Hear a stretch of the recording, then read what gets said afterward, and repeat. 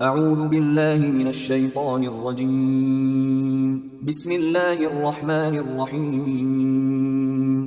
سورہ مزمل آیات نمبر 1 تا 19۔ یہ صورت مکی ہے اور ابتدائی صورتوں میں سے ہے۔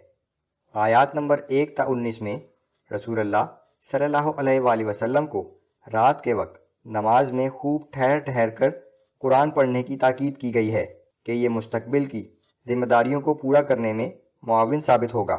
رسول اللہ صلی اللہ علیہ وآلہ وسلم کو کفار کی لا یعنی باتوں پر صبر کی تلقین اور کفار کو ان کے رویے پر تنبیہ کی گئی ہے۔ مشرکین مکہ کو انتباہ کہ فرعون کی طرف ہم نے رسول بھیجا تھا اور اس کی اطاعت نہ کرنے پر عذاب میں گرفتار ہو گیا تھا، اگر تم نے اپنا رویہ نہ بدلا تو تمہارے ساتھ بھی وہی معاملہ ہوگا۔ بسم اللہ الرحمن الرحیم۔ یا ایہا المزمل قم اللیل الا قلیلا۔ اے کپڑے میں لپٹنے والے، رات کو بھی کچھ وقت نماز کے لیے کھڑے رہا کرو۔ نصفہ او انقص منہ قلیلا او زد علیہ ورتل القرآن ترتیلا۔ خواہ نصف رات ہو یا اس سے کچھ کم یا اس سے کچھ زیادہ، اور قرآن کو خوب ٹھہر ٹھہر کر صاف طور سے پڑھا کرو۔ انا سنلقی علیک قولا ثقیلا۔ بلا شبہ عنقریب ہم آپ پر ایک بھاری کلام نازل کرنے والے ہیں۔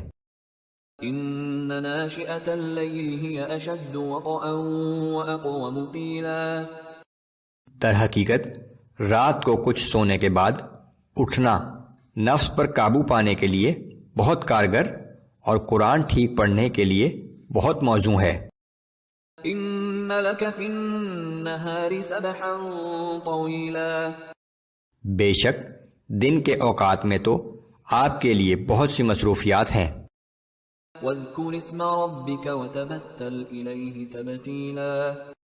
سو اپنے رب کے نام کا ذکر کرتے رہیں اور سب سے کٹ کر اسی کی طرف متوجہ ہو جائیں۔ رب المشرق والمغرب لا الہ الا هو فاتخذه وکیلا۔ وہ مشرق و مغرب کا مالک ہے، اس کے سوا کوئی معبود نہیں، سو اسے ہی اپنا کارساز بنا لیجئے۔ واصبر على ما يقولون واهجرهم هجرا جمیلا۔ یہ کفار جو کچھ کہتے ہیں اس پر صبر کیجئے اور خوش اسلوبی کے ساتھ ان سے کنارہ کشی اختیار کر لیجئے۔ وذرنی والمکذبین اولی النعمت ومہلہم قلیلا۔ ان جھٹلانے والے خوشحال لوگوں کا معاملہ مجھ پر چھوڑ دیجئے اور انہیں کچھ دیر مزید اسی حال میں رہنے دیجئے۔ ان لدینا انکالا وجحیما وطعاما ذا غصة وعذابا علیما۔